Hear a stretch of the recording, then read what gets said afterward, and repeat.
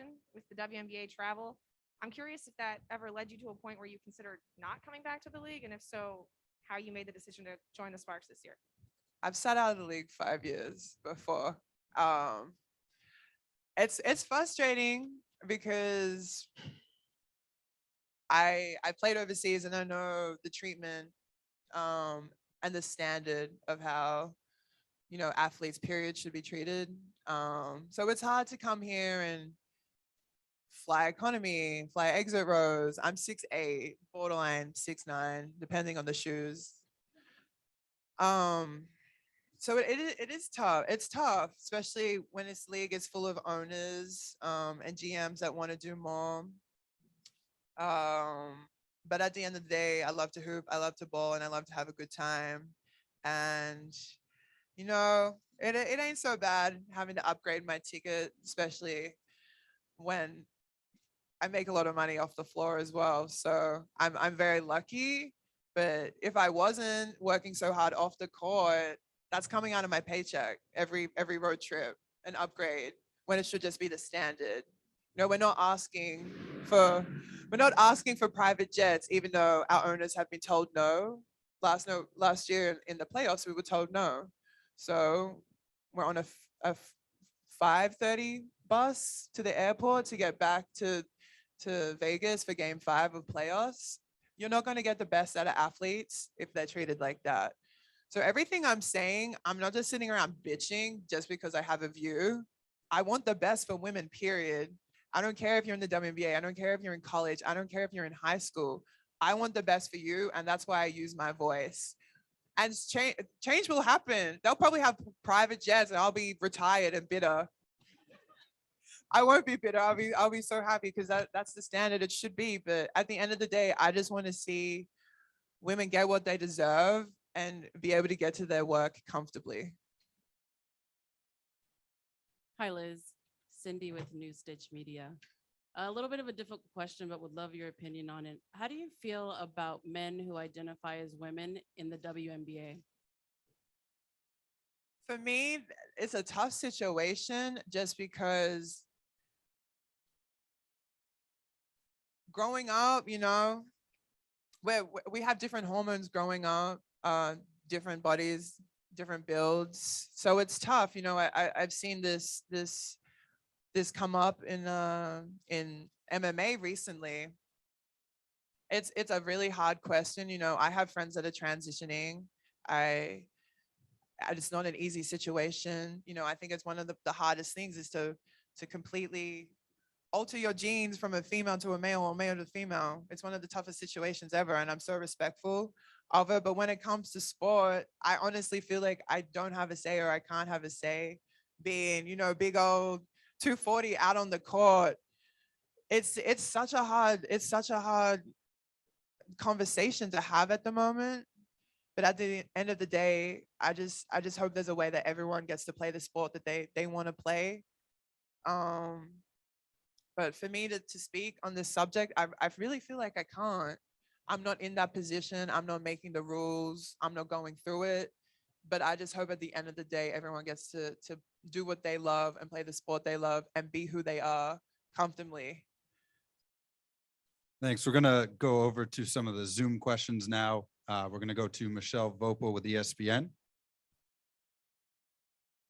Yeah, thank you. First off, Liz, that was actually a really good answer to a really tough question. And I respect what you said a lot about that. I wanted to direct this both to you, Liz, and to Derek. Liz, you've always spoken your mind about things and sometimes taken heat for that, but it's what you believe is best, like you said, not just for yourself, but for women in sports.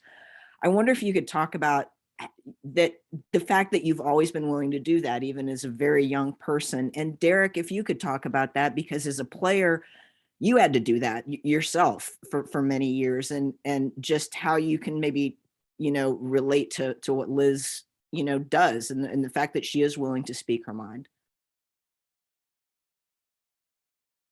You want me to go first? You can take a break. Yeah.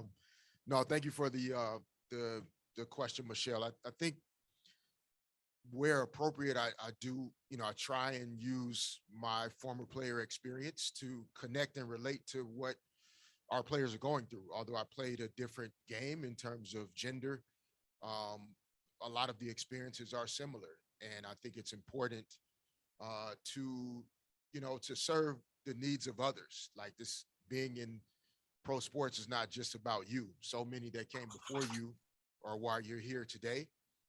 And so many young girls that are going to come after Liz are looking at her and listening to her words. And that's the way I felt about the responsibility that I had when I played. And as a coach and a GM, and this starts from ownership down for us. We value and respect our players holistically. It's not just about what they can do out on the court. And so we try and work with them. We value the fact that they do have 2 or 3 jobs in order to provide for their families in ways that when I played in the NBA, I only had to have 1 job in order to do that. It's not possible for these players right now, but it is growing. And so, I just try and lean on that when I can, when we have meetings and conversations, and make sure that I'm listening. And I think it allows me to listen better because I've had some of the same experiences. I find myself saying, if not me, then who? And if not now, then when? A lot to people when they ask me this question. I don't know if it was the fire my mother raised me with inside me to never back down or be put in a corner and just say your truth. And I'm always been the person to sit in a room, and if something's not right, I'm going to question it. And I'm also the type of person, I never want to take away from what someone else has. I want to work out how we can get more.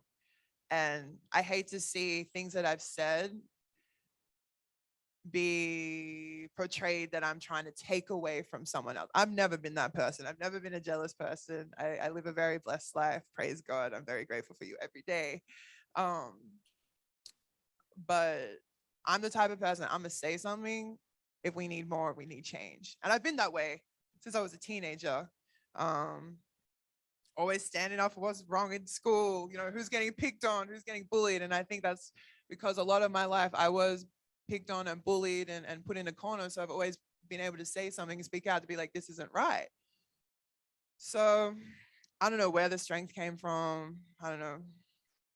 The single mother raised me. Two women being raised by my mother and my grandmother put a different type of fire within me to just stand up for myself and say what I think needs to be said. But I don't know where it comes from, but it's just something inside of me that it's hard for me not to say something if I need to say it. Yeah, I'm different, I guess. Just different. Thank you. Thanks, Michelle. We'll go to Howard Megdal with Next Hoops.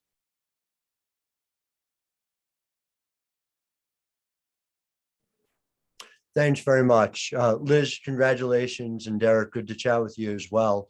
I got one for each of you if I could. Liz, there's obviously a lot of conversation about the work you do on the offensive end, but joining a group that's been top 3, top 4 defensively every year, I'm just wondering if you could talk to me about the ways in which you think you can take this defense to another level. Big blocker in the paint, I'm just there to rebound, to block shots, and seeing 6'10" in these Adidas shoes some days. They're thick. I'm telling you guys, you trying to get some inches on the court, get you some dames. But it's different. It's different when you drive into the key and I got my hands up underneath the ring. Like, Howard, what would you do? I don't think I'd take it any differently than you did. I noticed you keep growing though. That's congratulations.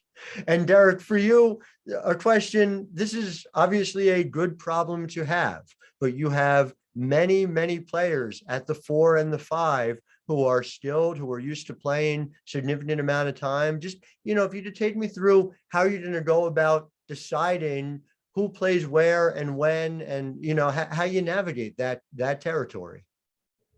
Yeah, it's a great problem to have. We rather have those problems than the other way around. Mm-hmm. I think the one thing we're going to try to really, commit to right away this year is that us being here together is only for one reason, and that is to win at the highest level.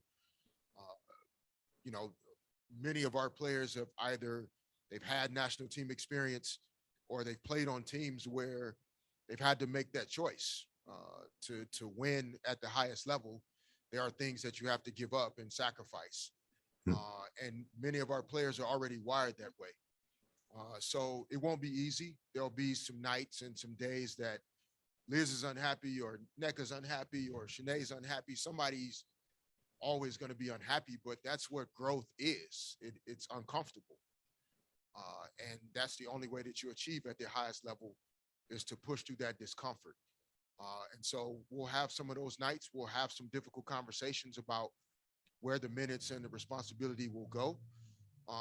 But as I said earlier, Liz has been very clear about what she wants, and that's to win. Jasmine Walker's here today. She's been very clear about who she is and what she wants to accomplish. And many of our players, they just want to win. And they're tired of all the guys in the city getting a chance to celebrate and win championships, and they want one too. So whatever it takes to get there, that's what we're going to make happen. Thank you both. Thanks, Howard. We're going to go to Jackie Powell with Bleacher Report.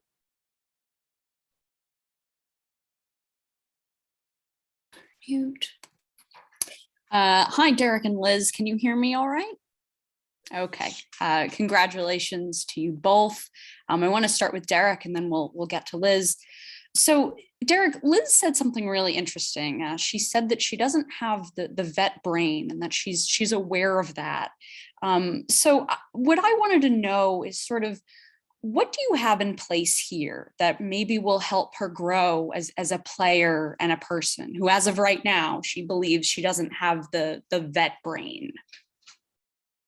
That was her form of modesty, Jackie, to be honest. No, she's a very smart player.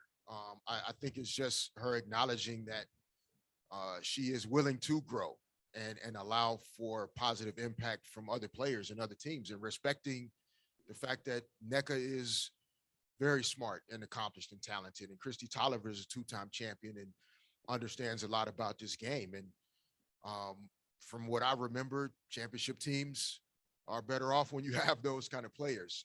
So I think and Liz obviously can speak for herself, just acknowledging the reality that it's going to be good to be surrounded by other players that are smart and accomplished and have a level of basketball experience and knowledge that she can learn from. In addition to that, our coaching staff,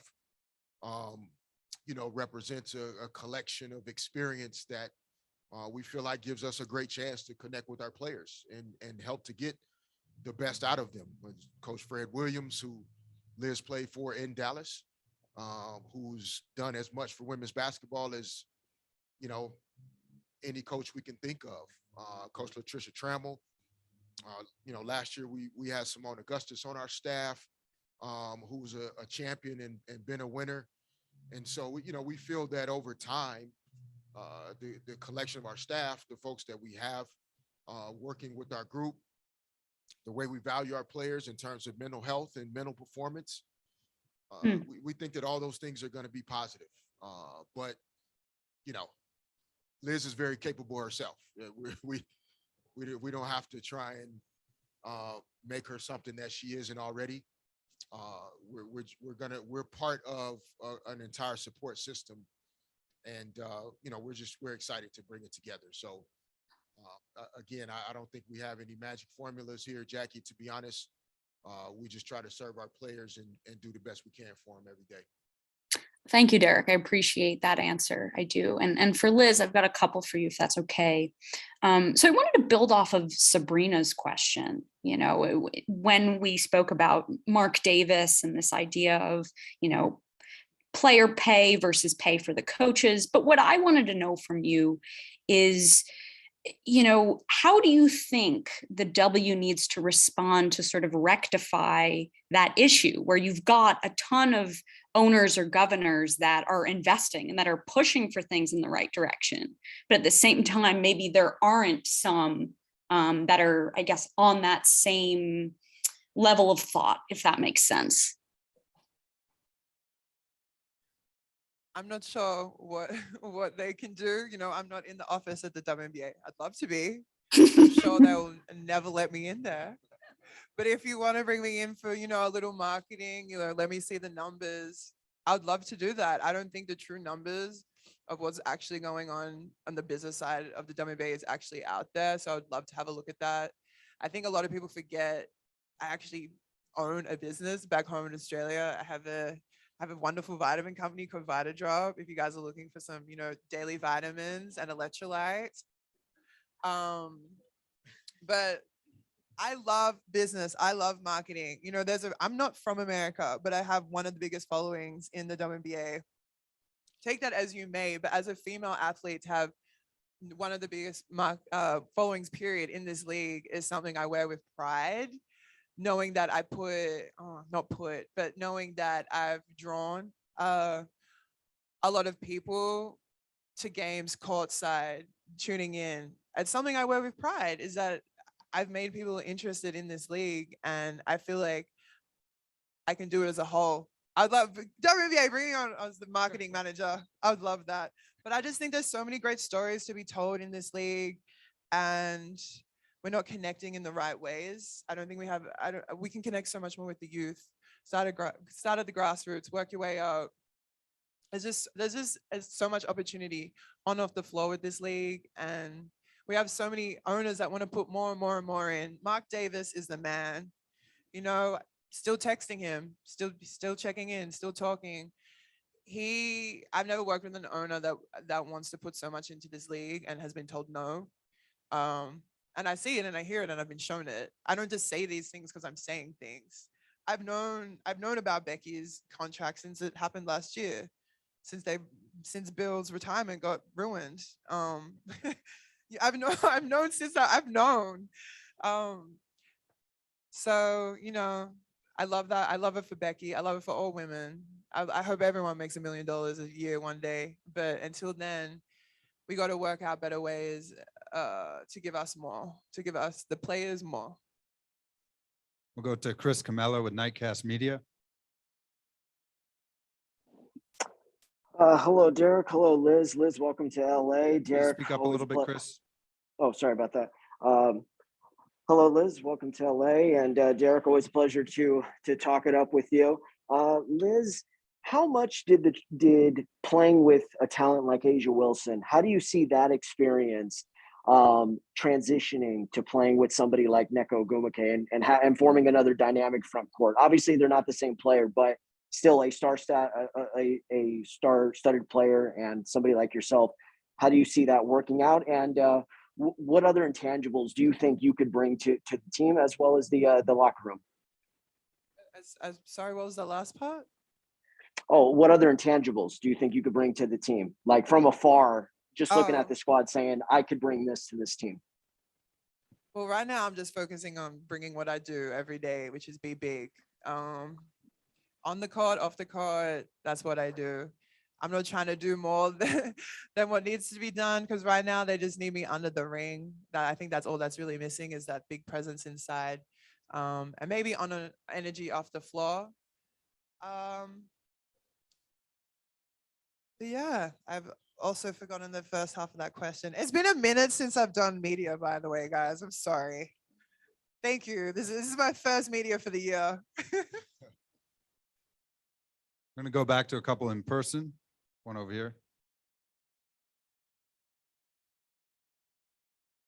Gary George, Inland Valley News.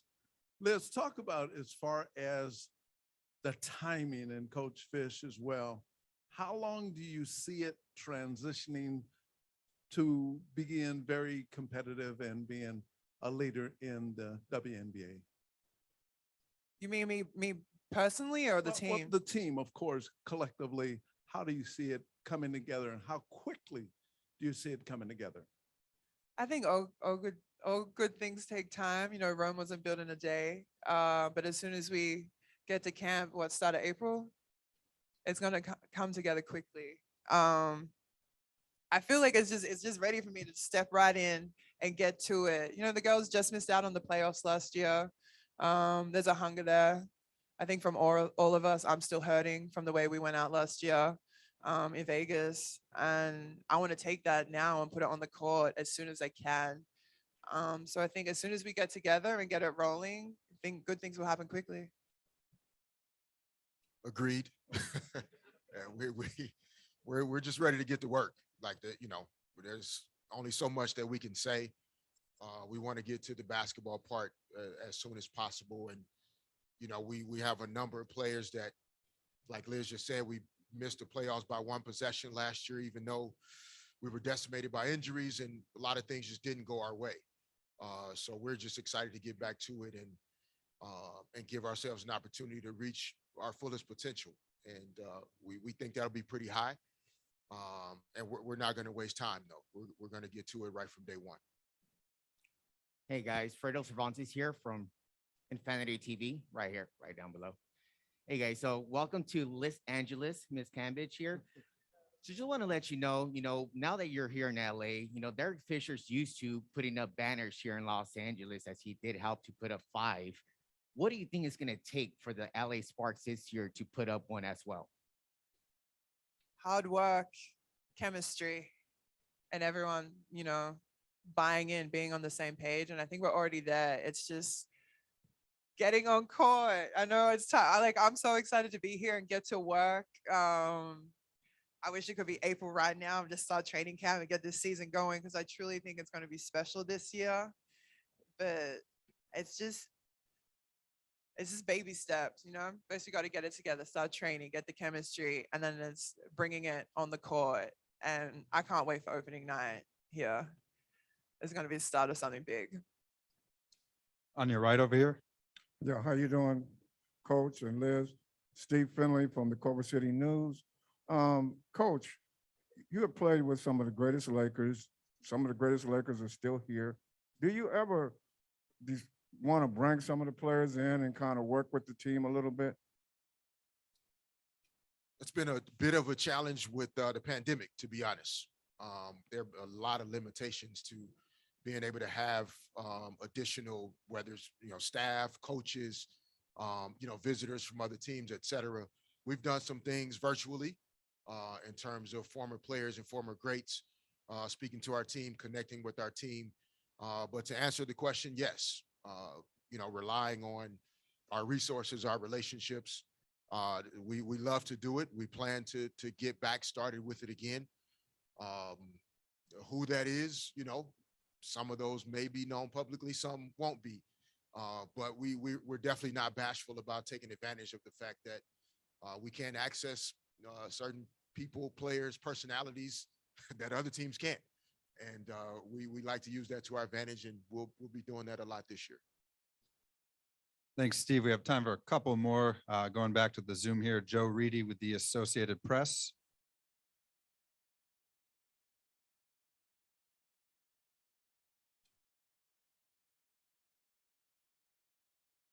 Joe, are you there? Yeah, sorry about that. 2 questions, one for Derek and one for Liz. Derek, you've been part of roster overhauls in the past. Just how long do you think, with training camp and everything, is it going to be learning the players and getting everybody on the same page? And then, Liz, I know you addressed it earlier. You've had talks with Mark Davis, since Becky's contract and everything. Just wondering if you've had talks with other players and what the reception's been like. To the first question, yeah, I think for us, the overhaul started last season. We had several players in free agency last year. Candace went to Chicago and had a great year, and I don't know if you could have written the story any better.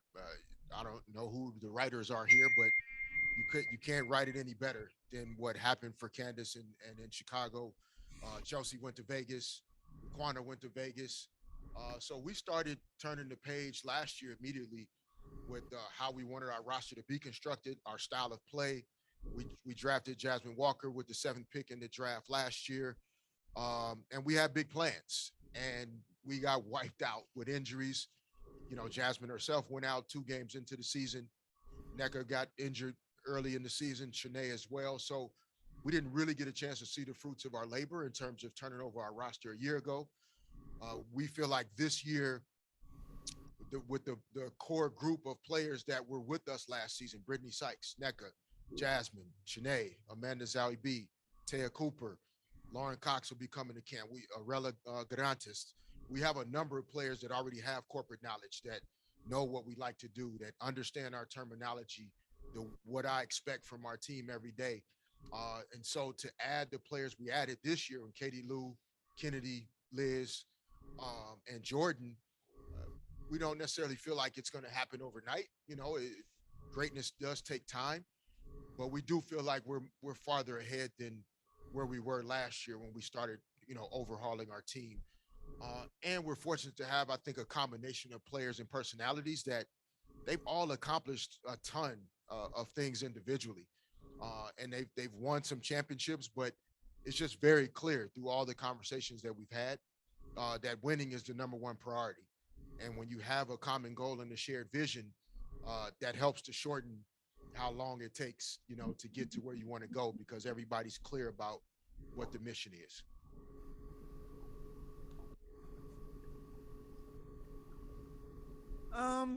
Everyone's reactions. Everyone was excited about it. It's amazing to see, but it's confusing to see, a coach be paid $1 million a year when the salary cap is rounded up to 1.4 mil. Like, we love to see it, but it hurts to know that your that your coach is pretty much being paid like your whole salary cap. We love to see it, but we also want to understand how it can happen. It's a Mark made a statement. What he did, he made a statement. And we love to see it. It's amazing that an owner would put that much money up for a coach, but when that equals, close to 80% of the salary cap, it's just crazy. It's just crazy. Go to Rico Cabrera with East LA Sports.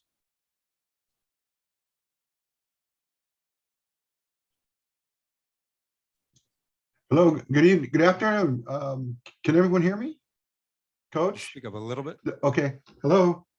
Yeah, we're good. We can hear you. Okay, thank you, Eli. And buenos dias to Liz, buenos dias, Coach. Welcome to Los Angeles. Bienvenidos, Liz. But basically a quick question, Coach. The season's about to ramp up, but one thing that's changed prior to during the break here, the playoff format. Can we get Liz's perspective from a player, knowing that it's changed?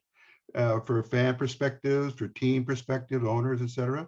But also for you, Coach, you're going to be more involved in that day-to-day and, season type of intricacy of player personnel, et cetera. But can you both share that? I know we don't have much time, but just to get both of you perspectives as we launch the new season.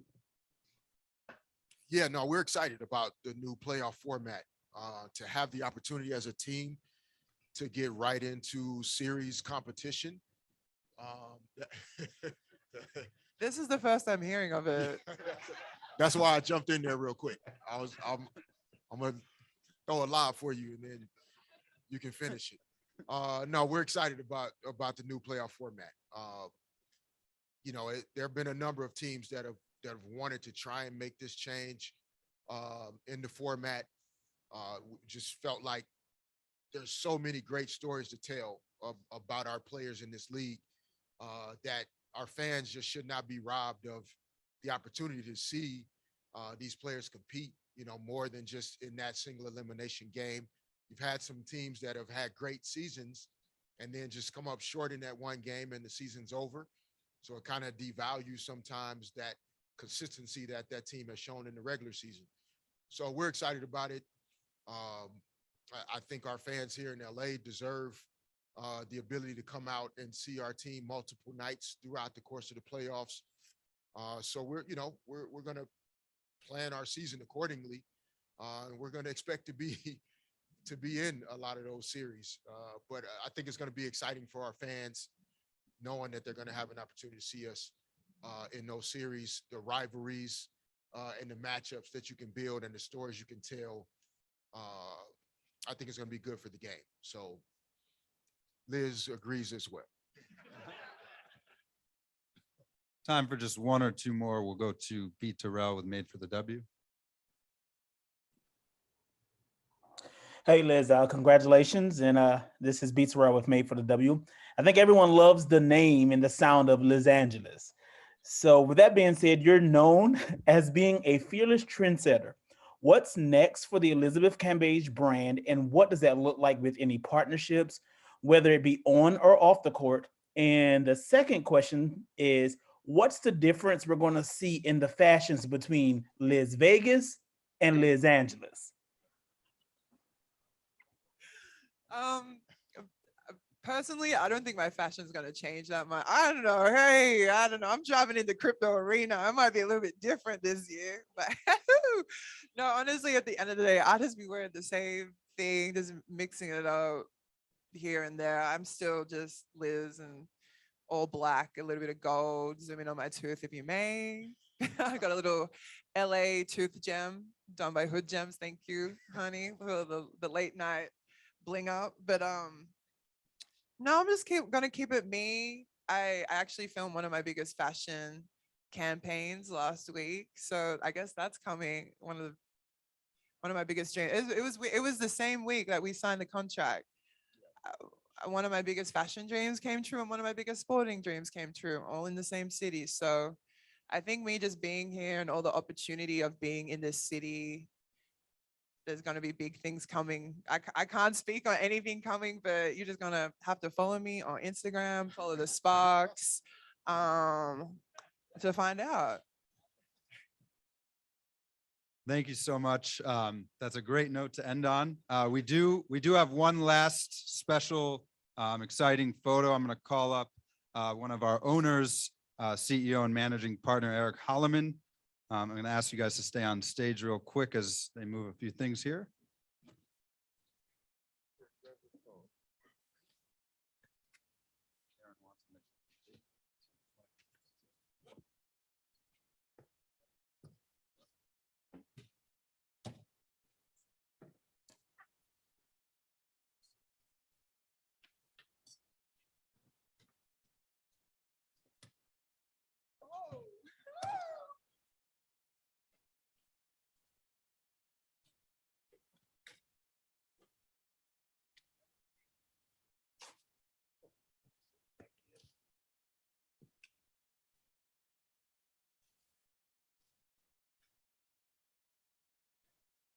Turn it.